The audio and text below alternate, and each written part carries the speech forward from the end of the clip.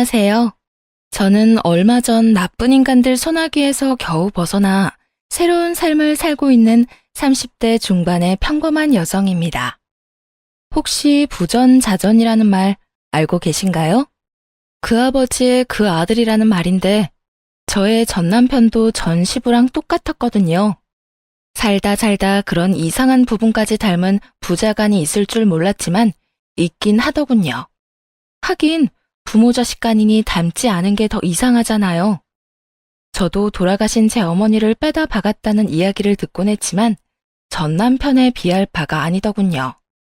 저는 남편과 만난 지 8개월 만에 결혼을 하게 됐어요. 그렇게 빨리 결혼한 건 제 개인적인 사정 때문이기도 했습니다. 어릴 때 아버지를 여의고 홀어머니 밑에서 동생과 함께 자란 저는 언제나 결혼에 대한 환상이 있었어요. 그리고 결혼식 때는 어머니의 병환 때문에 좀 서둘렀던 것도 있죠. 왜냐면 어머니가 돌아가시기 전에 꼭 결혼식을 올리고 싶었거든요. 어머니의 부탁으로 말입니다. 그러나 어머니도 결혼식 직전에 돌아가시는 바람에 결국 혼주석에는 외삼촌 부부가 앉게 되셨죠. 남편은 평범한 중소기업 직장인이었고 남편과의 만남은 조금은 특수한 편이었어요. 제가 일하던 피부 미용실 사장님의 아들이었거든요. 사장님이 저를 좋게 봐주셔서 결혼까지 갈 수 있었어요. 일하면서 만나게 된 그 남자는 착해 보였고 연애 중에는 제게 아주 잘했어요. 그게 다 계산된 것이라고는 상상도 못했지만요.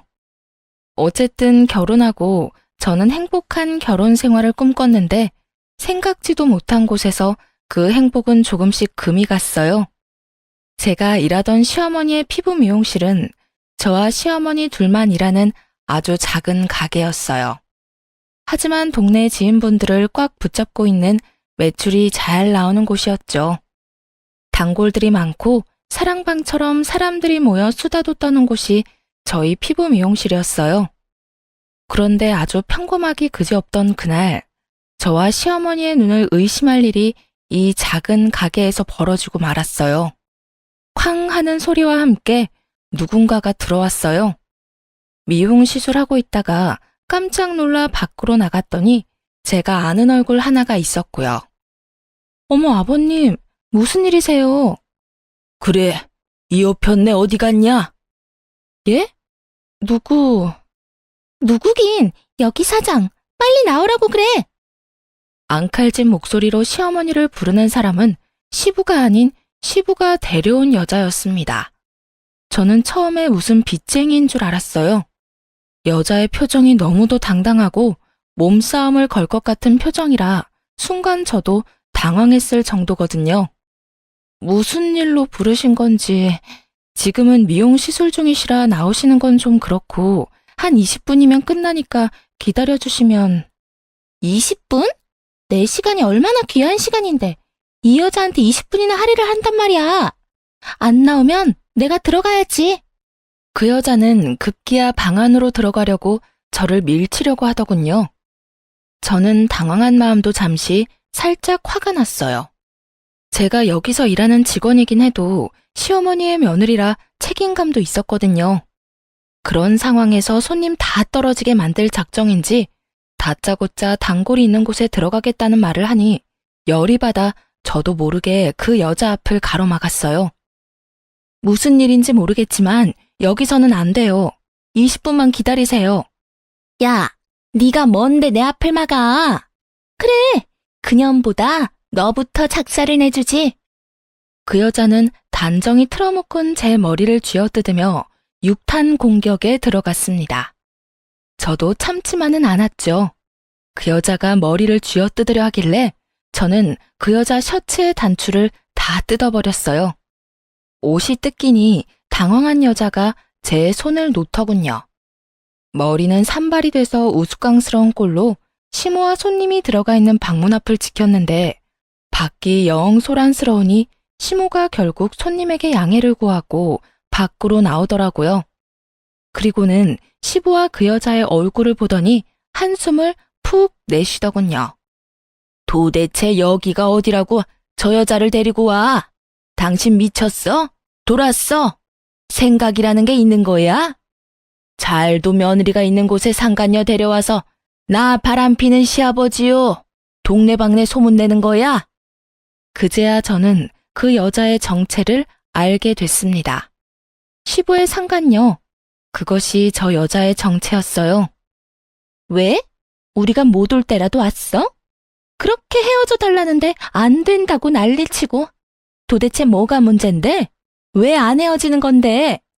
네가 이혼 안 해준다고 해서 내가 여기까지 온 거야.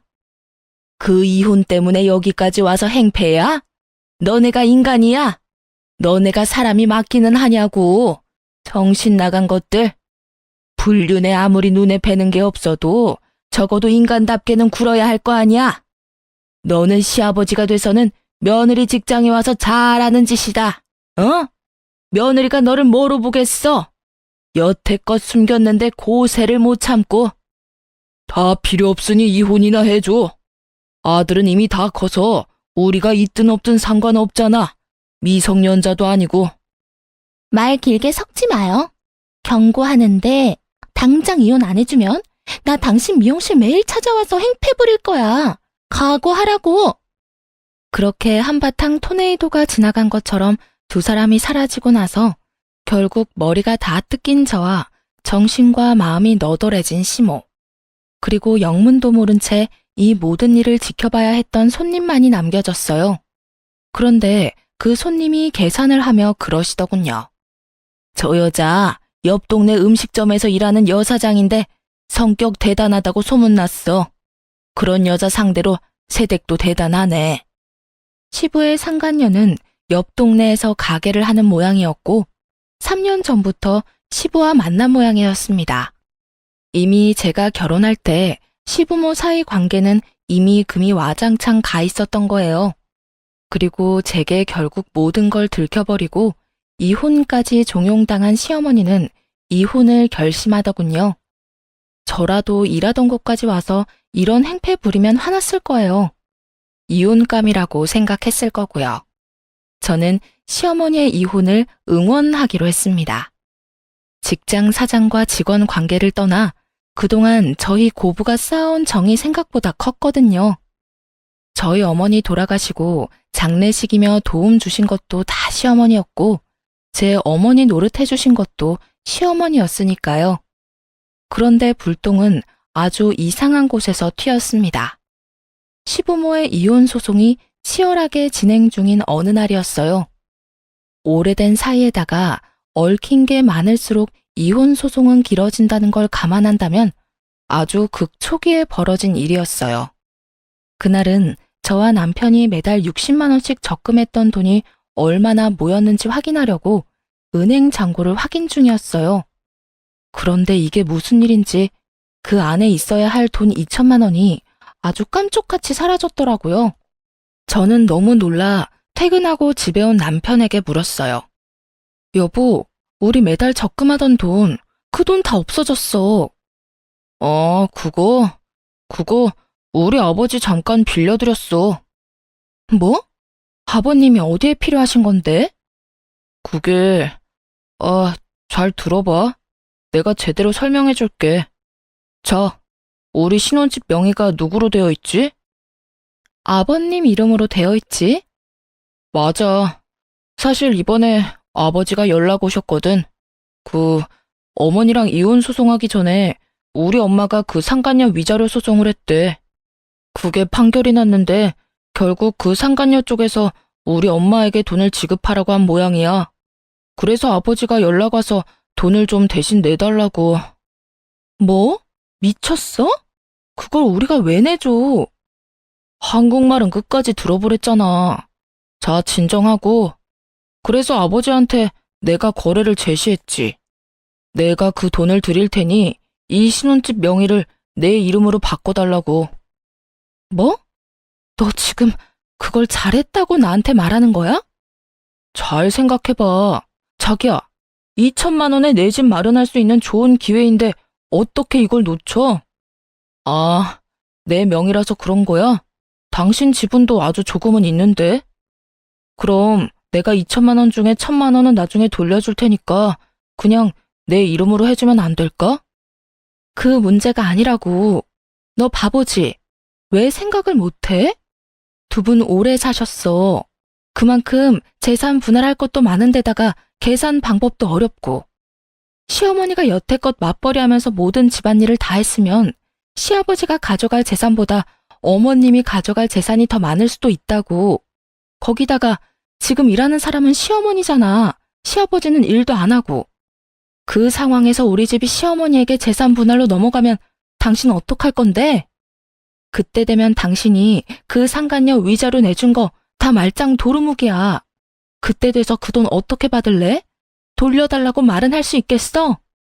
제 말에 남편 얼굴이 사색이 되더군요. 설마 그렇게까지 되겠어? 으이그, 그건 아무도 모른다고. 아버님이 돈으로 지불 가능하면 모를까. 현금 융통 안 되면 당연히 부동산으로 지급하게 될 수도 있지. 그제야 남편은 똥 됐다는 얼굴로 저를 바라보며 제게 묻더군요. 그럼 어떡하지? 그걸 나한테 물으면 어떡해. 당신이 아버님한테 물어봐. 도대체 언제 줬는데? 일주일 전쯤. 벌써 어머님한테 들어갔을 수도 있겠는데? 결국 남편은 똥 마려운 개처럼 빙글빙글 제자리에서 돌다가 바로 시아버지에게 전화를 걸었습니다. 아버지, 저예요. 혹시 제가 빌려드린 그 2천만 원 있잖아요. 그거 혹시 다시 돌려주실 생각 없으세요? 제가 가만히 생각해보니 제 와이프랑 같이 모은 돈인데 상의도 없이 써버린 것 같아서요.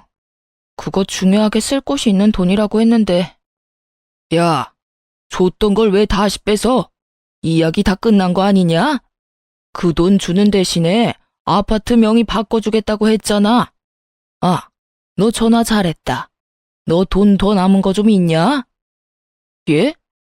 아니, 우리 이쁜이 위자료 말고 내가 내야 할 위자료도 생길 것 같다고 우리 쪽 변호사가 그러잖아. 내가 바람 피웠다는 이유로. 바람이 아니라 사랑인데 그걸 꼭 이런 식으로 표현하는데. 어쨌든 그것 때문에 내가 돈을 주긴 해야 한대. 그걸 네가 내줘야겠는데? 솔직히 내가 너무 손해보는 거 아니냐? 그 돈의 아파트면 진짜 너만 이득이지. 스피커폰으로 들려오는 시부 목소리에 남편은 말문이 막히고 저는 열이 받았어요. 저는 남편 전화를 획 뺏어서 말했죠. 아버님, 저 며느리예요. 남편이 저 몰래 그 돈 쓴 것 같은데 다시 돌려주세요.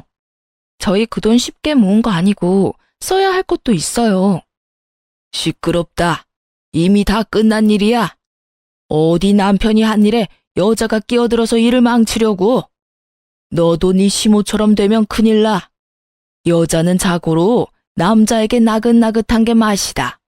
그렇게 남편 잡고 살면 너희 시모꼴 나는 거야. 알겠냐?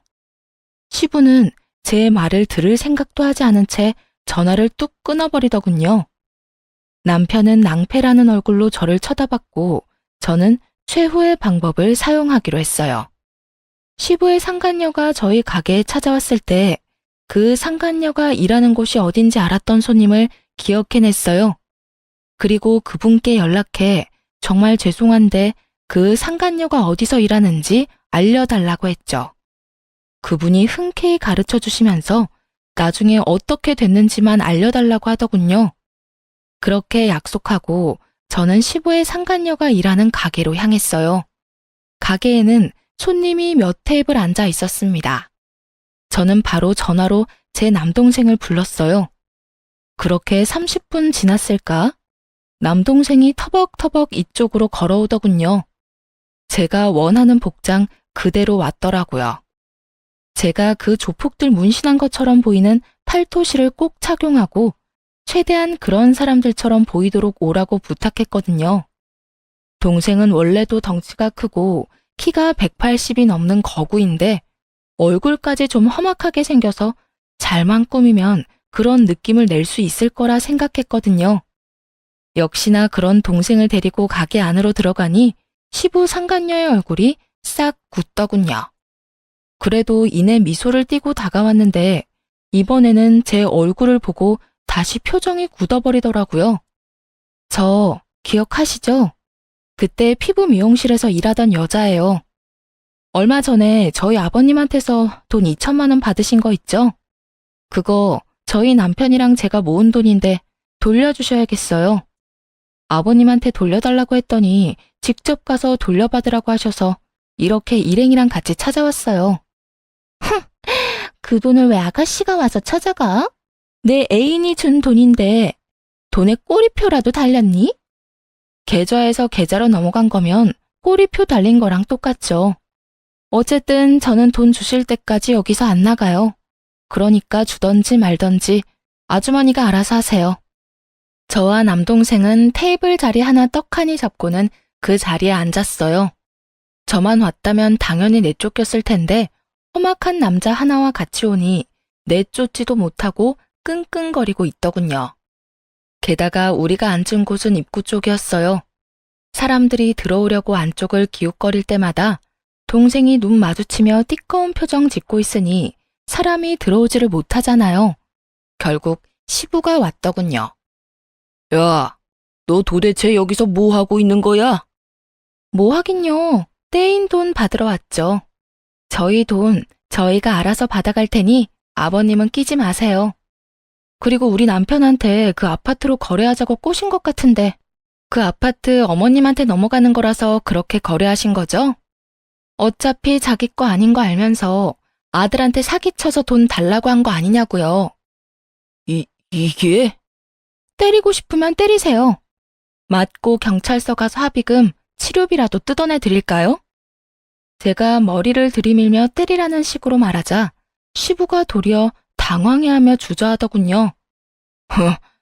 너 설마 우리 마누라가 시키디? 어머님은 아무것도 모르시고 저는 제 돈 찾으러 온 것뿐이에요. 그 2천만 원 중에 1,000만 원은 제 돈이거든요. 그러니까 아버님이 도와주실 거 아니면 가세요. 제가 알아서 받아갈 테니까요. 그리고 시간이 오래되면 오래될수록 이 가게 사장님 소문이 아주 잘 나겠죠? 그 말 한마디에 그 시부와 상간녀는 항복을 선언했습니다. 동네 장사에다가 단골 장사인 건 이 집도 마찬가지였어요.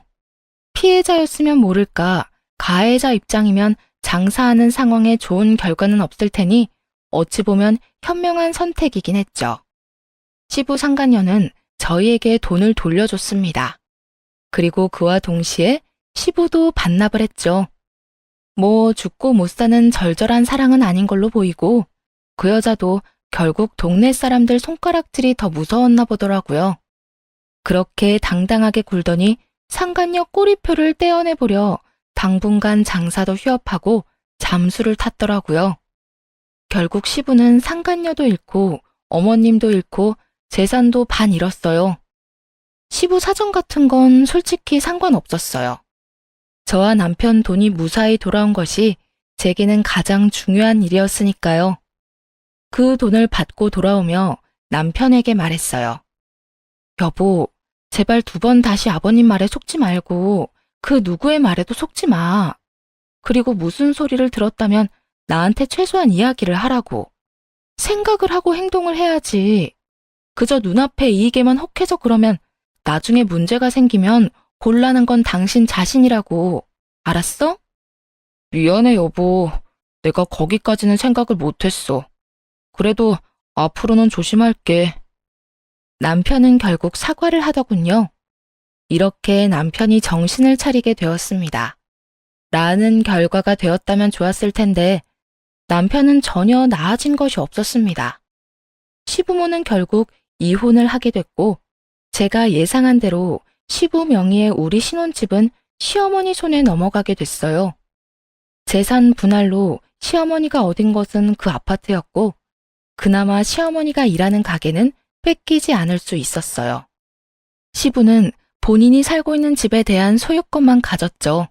그것에 불만이 엄청 많았다고 하더군요. 하지만 저는 그렇게 생각하지 않았어요. 잃은 건 시어머니가 더 많았거든요. 시어머니가 잃은 건 건강이었죠.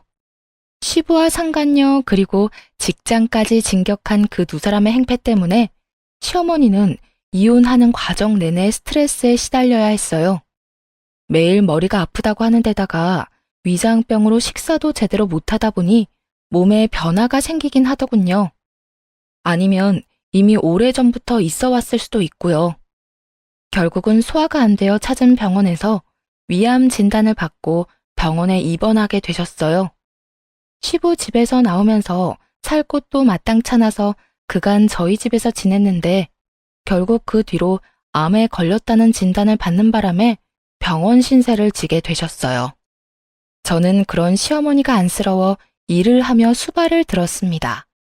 저는 여전히 시어머니의 피부 미용실에서 일했지만 시어머니가 일을 하실 수 없어 시어머니의 허락하에 다른 직원을 구해서 같이 일을 하고 있었어요.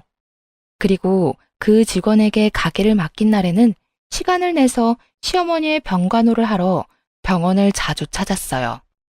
그리고 제게는 운명과도 같았던 그날이 다가왔죠. 그날도 저는 시어머니에게 가기 위해 일찍 일을 마감하고 직원에게 다음 시간에 있을 예약 손님 인수인계 중이었어요. 그런데 쾅 하고 누가 문을 열고 가게로 들어오더군요. 처음 보는 여자였어요. 처음에는 저희 가게에 새로 온 손님인가 싶어 웃는 낯으로 맞이했죠. 안녕하세요. 여긴 어떻게 오셨나요? 이효준 씨 와이프가 둘 중에 누구예요? 얼굴도 모르는 여자의 입에서 튀어나온 남편의 이름에 저는 표정이 급 굳어지는 걸 느꼈습니다. 그리고 설마 하며 말했죠. 제가 이효준 씨 와이프 되는 사람인데 그러는 그쪽은 누구세요? 갑자기 왜 여기 와서 남의 남편 이름을 들먹여요? 좋은 말이 나올 리가 없었습니다.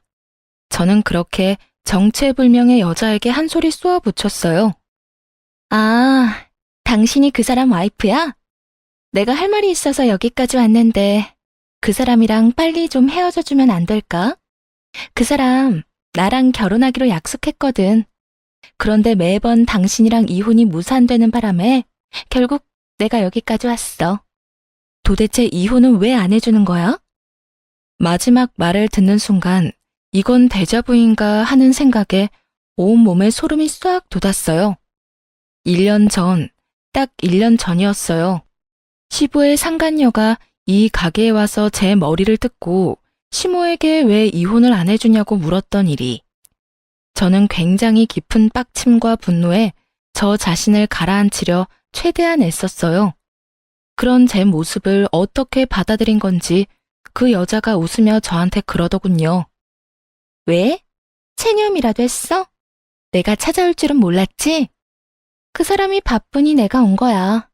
그러니까 이런 험한 꼴 보기 싫으면 오늘 내로 그 사람이랑 헤어진다고 말하고 빨리 절차 밟아.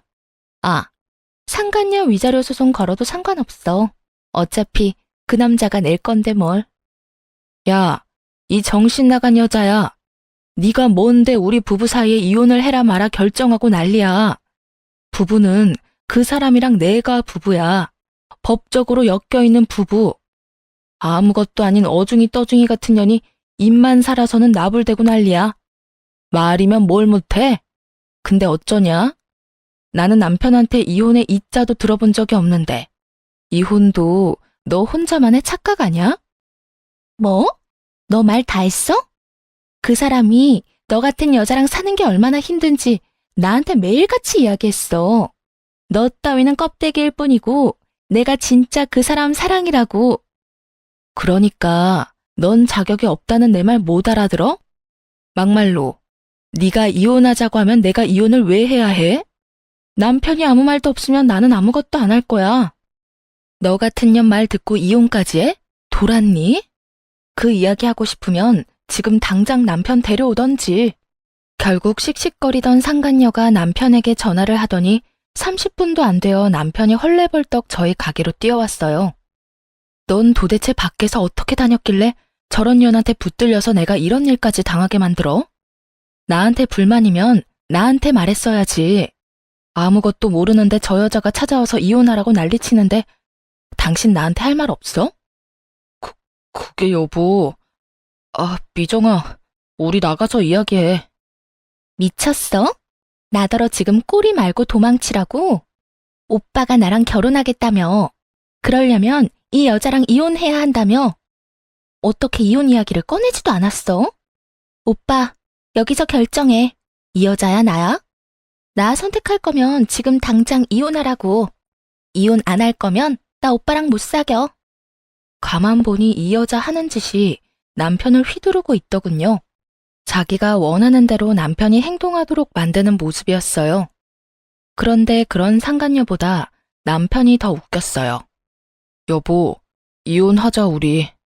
내가 아무리 생각해봐도 사랑 없는 관계는 아닌 것 같아. 당신한테 도움도 많이 받았고 솔직히 당신한테 유감은 없어. 그냥 당신보다 이 여자가 더 좋을 뿐이야. 당신이랑 이 여자 중에서 골라야 한다면 이 여자가 더 좋아. 뭔 미친 소리야? 유감이 없어? 유감 많잖아. 이런 데서 이혼 이야기 꺼낼 정도면 유감 많은 거지. 어떻게 당신이 나한테 이럴 수가 있어? 내가 당신 어머니 수발 드는데 너는 그런 어머니랑 마누라 놔두고 바람 피울 생각이 잘도 들었네. 그래 좋아. 이혼해주지. 못해줄 건 또 뭐야? 이혼 소송하자. 누구한테 더 이득인지 불행인지 한번 까보자고.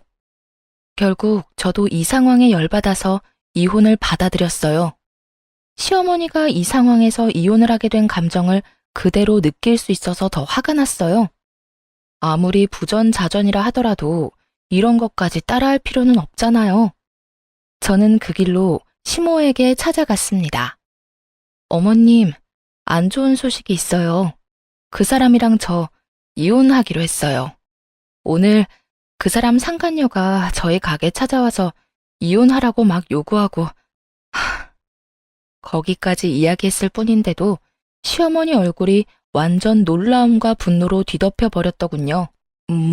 뭐라고? 진짜 아들이 상간녀를 데리고 왔어? 남편이 상간녀를 데리고 온 게 아니라 상간녀가 혼자 와서 저한테 이혼하라고 시켰는데 남편 부를 했더니 남편이 와서는 저한테 이혼하자고 하더라고요. 유감은 없는데 그 상간녀를 더 사랑한대요. 그래서 결국 이혼하기로 했어요. 이 미친 것들이, 이 새끼는 지혜미가 상간녀한테 무슨 짓을 당했는지 뻔히 알고도 그런 더러운 짓을 저질렀단 말이야? 안 그래도 아픈 엄마 병문안 한 번 안 오는 나쁜 놈이라고 생각은 했는데 진짜 이런 일이. 너 혹시 그 상간녀 나한테 좀 데려와 줄 수 있니? 저는 시어머니의 부탁을 들어드리기 위해 제게 매일같이 이혼하라며 문자를 보내는 상간녀에게 이번엔 제가 문자를 보냈어요. 주소와 함께 당신 시어머니 되실 분이 지금 그쪽을 보고 싶어 한다고요. 그랬더니 그 문자를 전해주고 일주일이 지난 시점에 병원으로 느긋하게 찾아왔더군요. 당신이 우리 아들이랑 바람 피우는 여자예요? 바람이 아니고 사랑이에요. 어머님, 저 효준 씨랑 사랑하는 사이예요. 아, 그래요? 그럼 하나만 물읍시다. 지금 내가 위암에 걸려서 입원 중이에요. 그 수발은 지금 며느리가 들고 있는데 우리 아들이랑 결혼하면 아가씨가 내 수발 들어줄 거예요? 네? 제가 그걸 왜 해요? 효준 씨가 저한테 그렇게 말했거든요. 어머니가 아프긴 한데 신경 쓸 거 없다고요. 병간호 같은 건 전문 병원에 맡기면 된다고 하던데. 이 여자는 이런 데서 점수 따고 있었네요. 그래 봐야 어차피 돌아가시면 재산은 다 아들한테 갈 건데 참 답답한 짓 하고 계시네. 그쪽에 아부 떨어봐야 아무것도 안 나오는 거 몰랐어요? 고집만 센 줄 알았더니 머리도 나빠. 이래서 남편이 바람이나 피는 거예요. 알겠어요? 결국은 저에 대한 모독으로 이 면회는 끝났어요. 그리고 그 상간녀가 나가고 시어머니는 부들부들 몸을 떨고 있었어요. 저런 년이랑 결혼을 하겠다고 지금 너를 버리겠다는 거니? 아, 그래, 이혼해라. 너 저딴 놈하고 살아봐야 하등 좋은 게 없어. 제 아빠만은 닮지 말라고 그렇게 말했건만 저런 걸 왜 닮아? 저와 시모는 그날 하루 종일 이혼에 대해 이야기를 나누었어요. 그리고 그 다음날 저는 저의 복수를 시작하기로 했습니다. 그 상간녀가 남편과 같은 회사라는 걸 알게 됐거든요. 저는 남편과 업무상 자주 연락하는 여직원의 회사 전화번호도 알고 있었어요. 일부러 저는 그 여직원의 자리로 전화를 걸었어요. 상대방이 여보세요 하며 전화를 받자마자 저는 뱃속에 힘을 실어서 소리를 내지르며 화를 냈습니다. 야 이년아, 네가 우리 남편이랑 바람난 년이야? 우리 남편이 같은 회사 년이랑 바람 피는 거 내가 다 조사했어. 왜 우리 남편이랑 바람 피워? 7살이나 어리면서 얼마나 할 짓이 없으면 유부남을 건드려. 너 일부러 화장도 떡칠하고 향수 냄새 풀풀 풍겨서 우리 남편한테 꼬리쳤지? 그리고는 우리 가게에 찾아와서 한바탕 난리를 쳤겠다. 나도 알아. 너 우리 남편이랑 사내 연애하는 거.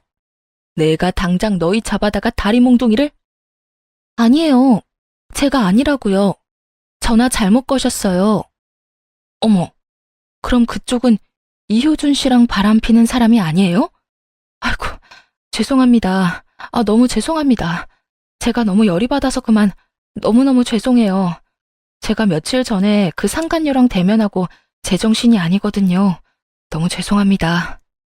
저는 슬쩍 남편 이름과 상간녀에 특정할 수 있는 정보를 흘렸어요. 상대방이 그 이름을 제대로 들었던 건지 잠시 가만히 있더군요. 괜찮아요. 그런데 그런 이야기는 회사 전화로 하시면 좀 곤란하실 텐데. 둘이 같은 회사라고 했거든요. 제가 얼마나 열이 받았는지. 앞뒤 재지도 않고 사내 번호로 바로 전화를 해버렸네요. 여자가 전화를 받으니 그 여자인 줄 알고. 그렇잖아도 여자가 별로 없는 회사라 제가 착각을 했어요. 죄송합니다. 그렇게 전화를 끊었지만 결국에는 남편 회사에 소문이 파다하게 났더라고요. 그 전화를 받으신 분이 제 기대에 부응해서 여기저기 소식을 부지런히 알려주신 모양이었어요. 결국 남편이 그 회사 직원이랑 바람을 핀다는 것이 알려지게 되고 유독 친밀하게 지냈던 상간녀의 이름이 자연스레 거론되며 두 사람 다 회사를 그만두게 되었어요. 그 회사가 사내연애가 금지인데 사내연애를 한 데다가 불륜관계로 이어졌으니 회사에서 거의 해고 형식으로 잘라버렸더라고요. 상간녀는 제 전화 한 통으로 회사에서 잘리게 됐다는 거에 약이 오를 대로 올라 저희 가게로 와서 다시 행패를 부렸어요. 야, 너 도대체 회사에 무슨 짓 한 거야? 왜 전화를 해서 나랑 그 사람 퇴사까지 하게 만드냐고. 너 일부러 그랬지? 일부러 그런 것 맞잖아. 소문이 왜 났는데? 나는 한 사람한테 이야기했을 뿐이야. 그것도 착각해서. 그런데도 퍼진 건 내 탓이 아니지. 내가 퍼뜨려달랬어. 사람 착각해서 욕한 거 사과했고 할 도리 다 했어. 불특정 다수한테 퍼뜨린 것도 아닌데 네가 뭘 어쩔 건데? 근데 너 잘 생각해라. 나는 여기서 너 그냥 가만히 놔둘 생각 없거든? 방금 나한테 캔들 던졌지? 이거 협박죄로 소송 걸 거야. 그리고 손님 있는 시간에 와서 소란 피운 거? 업무 방해죄로 또 소송 걸 거야. 그리고 업무 방해로 생긴 손해배상 소송할 거야. 또 여러 손님들 앞에서 나를 욕보인 거? 명예훼손죄로 고소할 거야. 그리고 마지막으로는 상간녀 위자료 소송도 있거든? 여기서 뻘짓하지 말고 집에 가서 그거 다 받을 준비나 해. 제 말에 상간녀가 이를 꽉 깨물더니 그 뒤로 한마디도 없이 돌아서서 돌아가 버리더군요. 그렇게 상간녀를 보내고 어찌나 속이 시원하던지. 그리고 저는 실제로도 그 소송을 진행했어요. 말만으로 끝내면 사람은 반성을 안 하는 경우가 많거든요. 꼭 그걸 알려주기 위해서 얼마 전에 설치한 CCTV 영상도 같이 첨부했어요. 어차피 가게 로비만 찍는 거고 미리 커다랗게 CCTV가 있다고 스티커도 붙여놔서 사생활보호법 그런 거 하나도 관련 없거든요. 나중에 알아보니 상간녀는 거기서 퇴사하고 나서 소문이 너무 안 좋게 났던 탓에 동종 업계로는 취직이 안 되는 모양이더군요. 경력 다 버리고 콜센터에 계약직으로 취직했다고 들었으니 말이에요. 다른 사람의 악성 민원으로 감정 노동에 시달리고 있을 텐데 말 같지도 않는 말로 일반인을 분노케 한 장본인이 결국은 다른 이들의 분노를 고스란히 받고 있다니 참으로 속이 시원하더군요. 그리고 저에게 화를 내던 상간녀와 달리 남편 놈은 퇴직금으로 제게 위자료를 지급하고 착실히 다른 곳에 취직을 했더군요. 그렇지만 급하게 취직하느라 급여는 예전보다 훨씬 적은 곳이었어요. 남편 놈이 왜 이렇게 쿨하게 구는지 저는 상간녀를 통해 대충 짐작하는 바가 있었습니다. 바로 시어머니 명의의 가게와 집, 그리고 시부 앞으로 되어 있는 시댁 아파트가 남편의 보험이었더라고요. 시모는 암치료 중으로 언제 죽을지 모르고 시부도 연세가 많아 곧 돌아가실 거라고 생각한 건지도 모르죠. 그렇지만 언제나 그렇듯 사람 일은 뜻대로 되는 게 하나도 없다는 걸 남편은 모르고 있었어요. 남편과 제게 이혼 판결이 떨어진 건 5개월이 지난 날이었어요. 그리고 그때부터 시어머니와 제가 뿌려놓은 씨앗을 고스란히 거둘 때였죠. 남편과 제가 이혼 확정된 것을 알게 된 시어머니는 헐값에 어머님의 피부 미용실을 제게 물려줬어요. 어차피 너한테 주려고 했던 거야. 그리고 지금 내가 아파서 일을 못하잖니? 네가 사장이 돼서 잘 이끌어준다면 내 마음이 더 편할 거야. 그리고 이렇게 이혼하고도 네가 나를 생각해주는데 내가 어떻게 너한테 아무것도 안 해줄 수가 있어? 그거야말로 인간의 도리가 아니지. 어머님, 그래도 이렇게 헐값에 파시면. 헐값이라니, 너 내 간병까지 해주지 않니? 늙은이 수발도 들고 일까지 도맡아 하는데 이건 헐값이 아니지. 결국 저는 시어머니의 성황에 그 가게를 물려받았고 대신 시어머니의 이름도 직원으로 넣어드렸어요. 언제고 다시 돌아오실 수 있도록 말이죠. 그리고 시어머니는 가게를 물려준 며칠 뒤 전 남편과 제가 살고 있던 신혼집마저 팔아버렸어요. 전 남편에게 말도 없이 팔았는지 전 남편이 병원으로 찾아왔더군요. 당신이 왜 여기에 있어? 아직도 시모 곁을 지키고 있는 게 이상해 보였는지 전 남편이 의아한 표정으로 묻더군요. 내 직원 내가 돌보는 게 뭐가 그렇게 이상해? 직원? 아, 맞다, 어머니. 어째서 이 사람한테 가게를 주신 거예요? 내 가게를 내 직원한테 물려준 건데 뭐가 이상하니? 아니, 이 사람 이제 저랑 헤어졌다고요. 아무 관련 없는 사람이잖아요. 왜 관련이 없어? 너보다는 훨씬 나하고 더 관련이 있는 사람인데 1년이다. 장장 1년 동안 너 나 입원한 병원에 코빼기도 안 비췄어. 네가 인간 새끼면 적어도 1년에 4번은 찾았어야지. 설날, 추석, 내 생일, 어버이날. 그런 아들놈이 1년 만에 찾아와서 하는 소리라고는 내 가게 내가 어디다 팔든 네가 신경 쓰지 마. 네 거 아니야.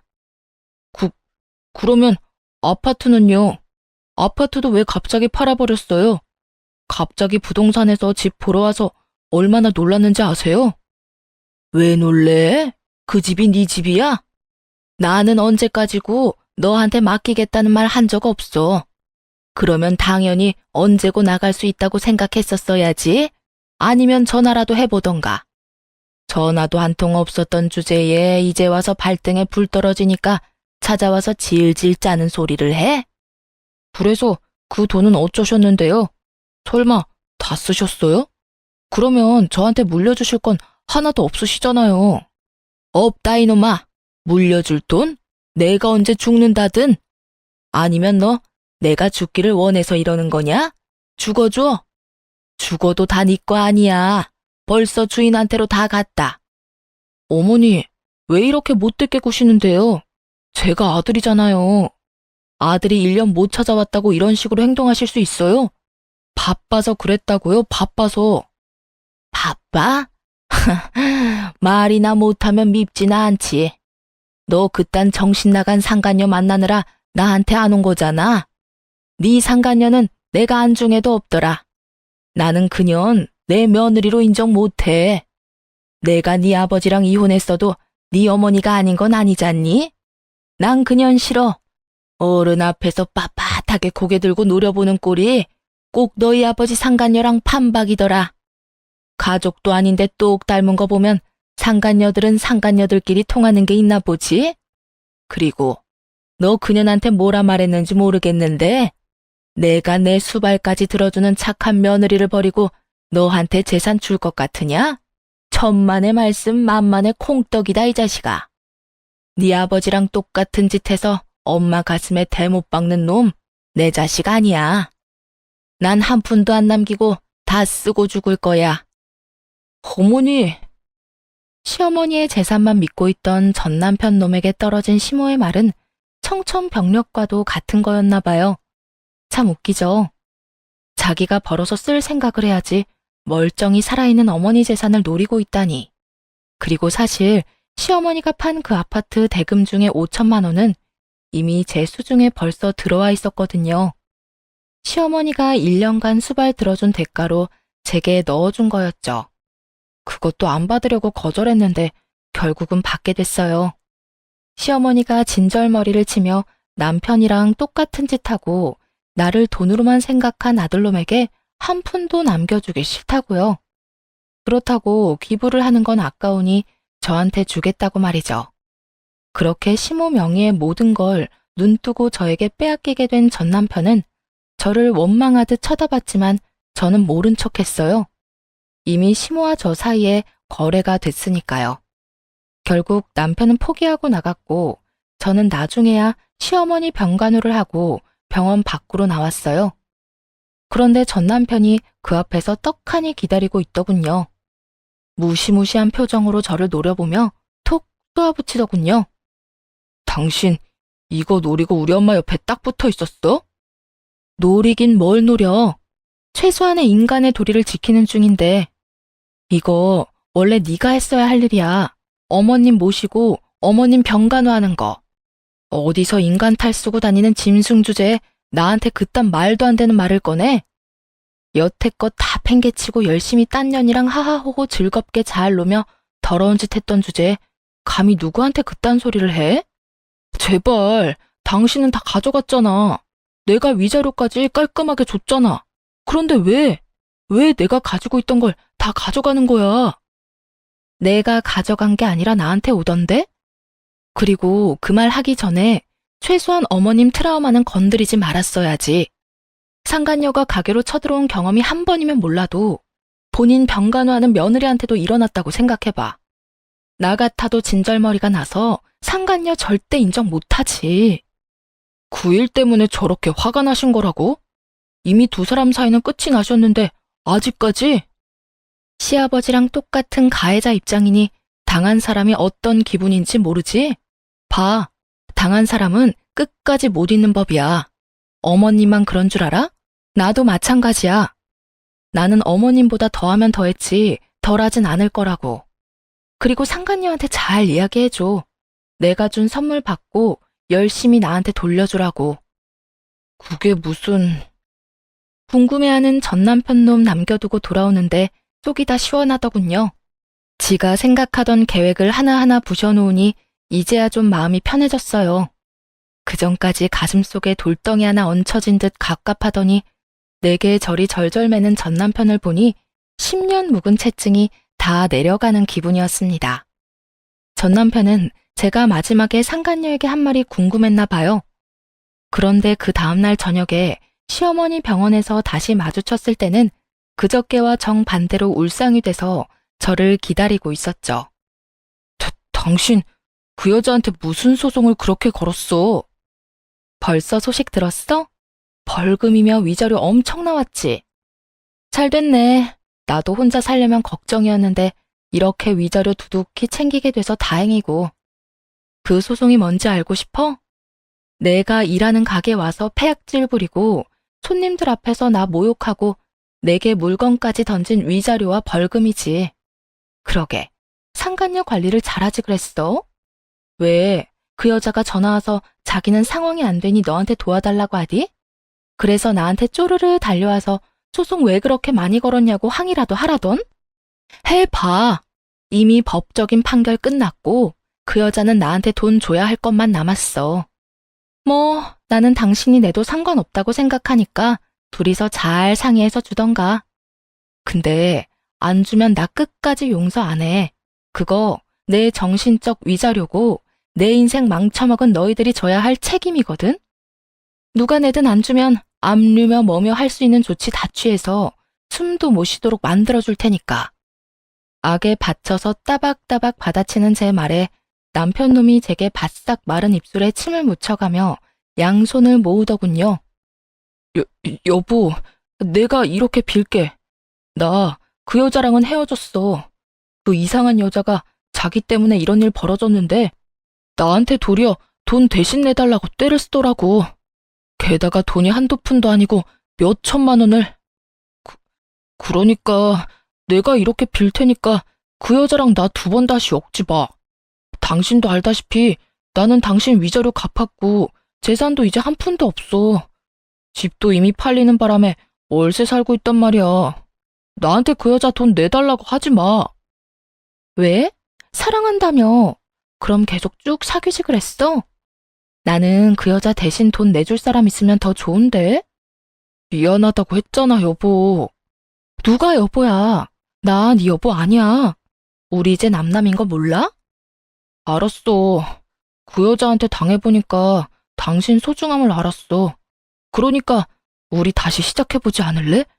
내가 정말로 잘못 생각하고 있었던 것 같아. 내 인생 구원해주는 게 당신이라는 걸 이제 깨달았어. 그 여자가 가는 곳곳마다 사고만 쳐서 내가 수습해야 하는데 당신은 다르잖아. 저는 재수없는 표정으로 남편에게 살며시 가운데 손가락을 내밀어주며 썩은 미소를 날려줬습니다. 헛소리는 상간녀한테 가서 하시고요.